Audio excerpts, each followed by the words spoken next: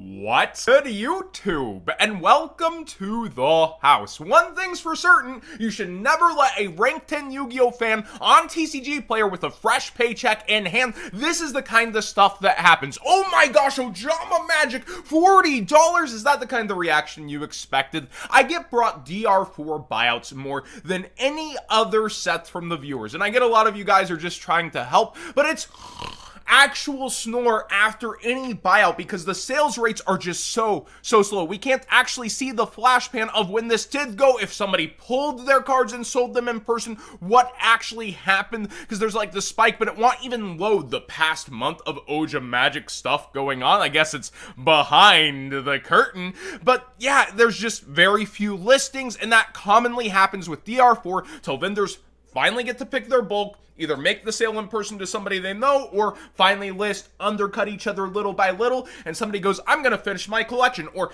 I'm gonna go ahead and love this card a ton. The only DR4 rare I really respect personally is Doom Lord, Destiny Hero, a weird kind of max rarity situation for this guy, and back in the day it was $30, one of the most recognized rares within the set, Rota targets for Crush card in past formats. I like this card a lot as a rare, and it holds nostalgia to me, but for other people, they may find that same nostalgia in other rares throughout DR4, and this kind of thing happens all the freaking time. And that will segue us into, I'm not a financial advisor, I don't know the future of card prices, but another Ojama card was on my radar as something that could be a good penny stonk and then got a reprint. So a little lesson here is, you have to think about whenever a card is reprint, how around the corner could the next reprint be when going into penny stonks, and also how long am I holding onto this? There's something called opportunity cost that I talk about a lot on the channel, but to break that down, it's where could your money be elsewhere than into this card that you're believing in for the memes, for the price. Like the rare was $10 forever, and if this went without reprints for years,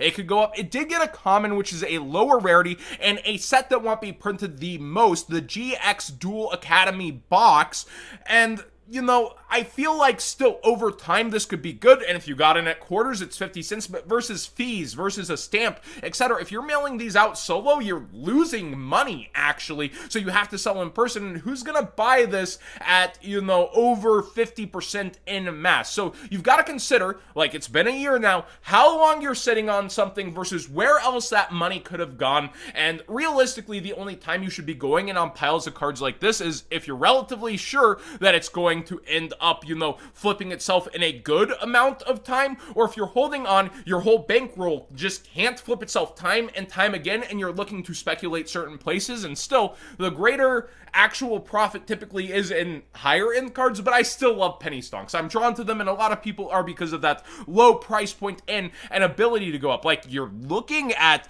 oh, this used to be 25 cents, and now the lowest actual ones on market, like, this is only free shipping if you get there, and a lot of people still taking around that price, but quickly 50 cents and commonly selling around there. The problem is, again, getting it out to where you're making an actual profit. So take all those things combined, it's harder to sell Yu-Gi-Oh cards than a lot of people give credit for before just jumping in. Lessons aside, let's get into today's Market Watch with huge news for the NAWCQ, I would call it, except it's the Yu-Gi-Oh 2022 Championship. I will see you guys there. I'll be in and out of the building. G-Fest is across the street. How could I resist? Godzilla Fest, Yu-Gi-Oh Championship, same weekend, same place, so I'll be hopping between the buildings, and I'll probably stand in line to get Jaden to sign some stuff, because he is a mega hermit. There's so many Jaden merch things that have just gone unsigned, and it's very rare for him to appear. Aster Phoenix will also be there. He's been there several different times for events lately, and that could also mark maybe Jaden starts coming out to more, speaking of opportunity cost. But if you're going there, I would definitely bring some things to get signed, and if you don't currently have them, we were talking on stream about what kind of things you maybe should get signed if you're looking. Oh, this is a hot topic, by the way, for value. How dare you take this personal moment with this guy and try to make value out of it and get something out of your trip that you paid for in this game that doesn't have any prizes that actually give back. It's all about pride, right? So yeah, that is a touchy subject. Going and getting things signed and then selling them online instead of keeping them for yourselves. I would say the only kind of high-end things that I would go for are things you're keeping something for yourself, though. Like, if you're taking first Ed Elemental Shining Flare Wingman, you aren't going to devalue it getting it signed by a voice actor. It will likely go for market price, though. You want to add the value to it, and you actually, if something happens, like a financial emergency, your car breaks down, you're in the hospital, you need to start selling some stuff, you narrow the window of sellers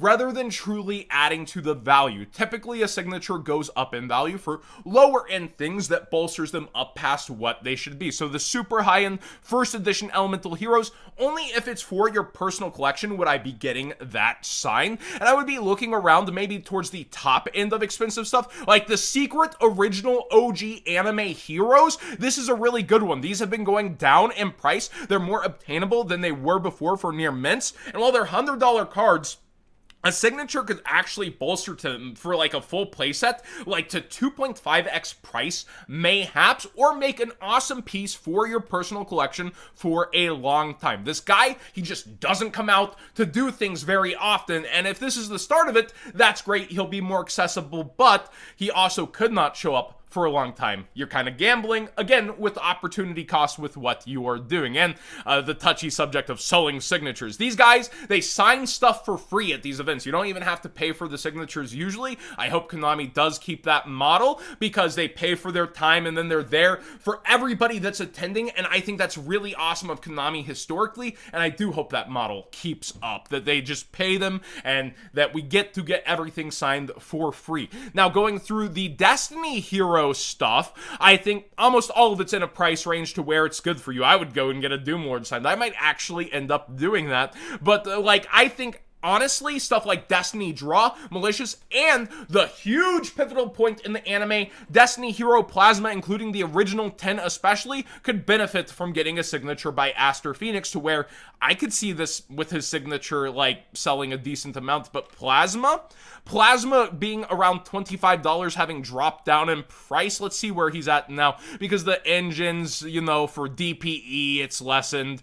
I think that this one, wow, oh, that's Korean. Okay, I was about to say 11 seems pretty darn cheap. Last I knew that, yeah, they're near $20. You could see it 4 to 5x potentially from a motivated buyer who wants hero signed stuff that couldn't make it there in person. And that's the interconnecting of collectabilities and like somebody finding a special gift for a hero fan somewhere else. That's why I respect the secondary market for signed stuff. Just because you take something as a personal experience for you, going up to a voice actor and interacting and that kind of stuff, I don't see it as something insanely bad to end up going and selling it to a true fan who ends up getting it to make somebody else's day or add to somebody else's collection. That interconnectivity of not everybody could be there in Chicago the one time Jaden crawls out of a cave, I think that's really good to have that kind of community mixture. But again, hot topic. Let me know your take in the comment section down below. That's my take, and you do not have to agree with me. And going through eBay, there are a lot of Greg Abbey signed stuff, and you do see some of it go for ridiculous prices way past what it should.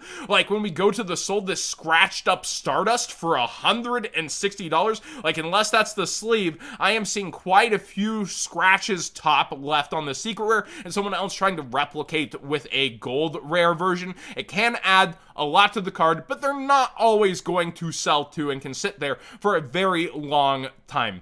Ito the Supreme Magical Force is bought out again. Now, this got bought out like 2 times in the last 6 months, and this is like the triple down buyout, and people are swearing by it. They're coming into my comment section. They're coming into my Discord. John, did you know it's real this time? Let me know in the comment section down below if you think it's real this time, because every single time people go, no, it's a gimmick. No, it's not real. But people keep trying to make this thing happen. Is it real this time? Is it going to be taking down the meta brother?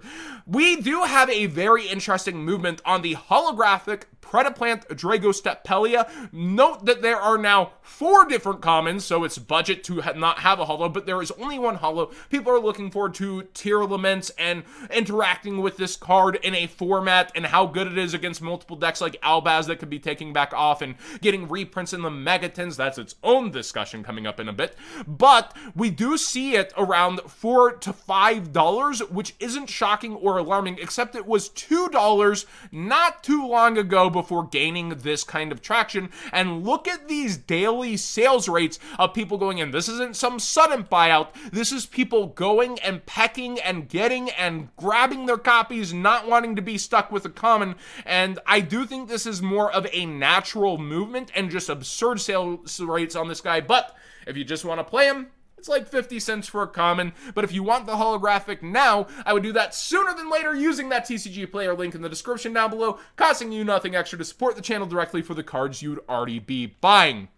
I just want to take a moment to address all my haters who said that Honor Arc was a really good Ghost Rare print choice and that it would be solid for the set, as I naysayed and got more backlash on a Ghost pick than anything from Ghost from the past. Even the fact that I like Eye of Timaeus Ghost. Look at this. $40 for a Ghost Rare opening weekend, lower than the ulti first at this point for a quote-unquote higher rarity. It's just not a good pick, even being a number within a collectible. Over time, yeah, it could possibly go up, but it's getting outpaced by Droplet just as the other Ghost Rare is getting outpaced by Baroness, except Baroness is 2-1 versus the Ghost Rare, and it holds about the same value at this point. It looks like Konami really needs to reconsider how they are structuring duelist packs, and with the Shizu getting pulled out into the Maven set, I do wonder how the next duelist pack's actually going to be structured. But we do have some buyouts here weekend one. It was cheaper on tier 0 last night, as I showed on stream. Hopefully you used your code WhatsGood5 for 5% off and to support the channel directly as you went in, as I suggested, because Marincess Dive is double in price versus the other night, as it performed at multiple nationals. What, multiple tops? What's happening? Marincess topped. I have to eat my words there. I said if it topped something bigger than a regional, I would eat them in. Marincess doing it bigger than being just water salad, the weird champ. Also, Fish Engage, as it's being called, the Fish Sonar, is up a bit in price here as people are latching on. I did say I like this one a lot, especially for long term, so good to see it doing well. And also, Marincess Sprint Girl is up to $5 for a super rare out of the duelist packs, as people are going for it as well in the Marincess deck. Marincess, however you say it. I'd have to watch the anime to get the proper saying. Not a lot of the Mako stuff doing too much over here. It's more just this top end movement. Then we have Ash Blossom. Huge discussion because over in the OCG, it's landed in the structure deck. And John, do you think it could be in our structure deck? Well, it can be, and I think it's more likely to be than not, because this structure deck, being Crystal Beast, doesn't have the most going for it outside of reprint value, and we're likely to get an Ash Blossom that's a prismatic secret rare over here, right? Because they're putting in all these cards. They're touting that they're going to be very, very good for the set. Ghost Ogre and Snow Rabbit, Ash Blossom highlighted here. I would think it would be prismatic secret here, and this releases weeks after the 10s, and while it's close, would they do a reprint so close? Yeah, they announced like the structure deck reprint right after Dude was there and stuff, like, right, and so close reprints of things with Ash Blossom before. I'll do it again. Konami loves double down reprints at times, and while they've walked away from that the last year, they're no stranger to it, and I could easily see it happening. But you're still gambling that it will be in here if you are pre-ordering. But I'm starting to really like this structure deck for long-term sealed value. The outside looks great, potential reprints look great, and there's multiple places like Big 3 Deals or Gamer's Choice where you can use code WhatsGood5 for 5% off and to support the channel directly to get yours. I just like the thought of it, not only for personal, but actually keeping some of these sealed, because structure decks we've seen have gone up a lot. Even the Ice Barrier one's winning on the back of the Frog Engine right now. What is happening? But I think this one looks amazing on the outside and might match it on the inside.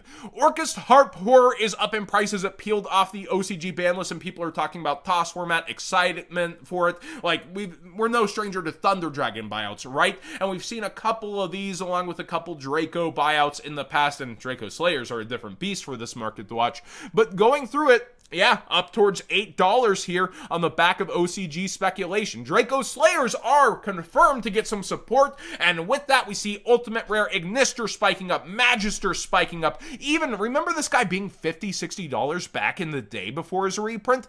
The first edition back up towards $9 to $10. Wow, I did not think I would see that one, but people don't want to play the gold and they want a holo. So yeah, a lot of Draco Slayer buyouts are happening around the place. Be aware of that. We only covered the masterpieces before. And I wanted to highlight this.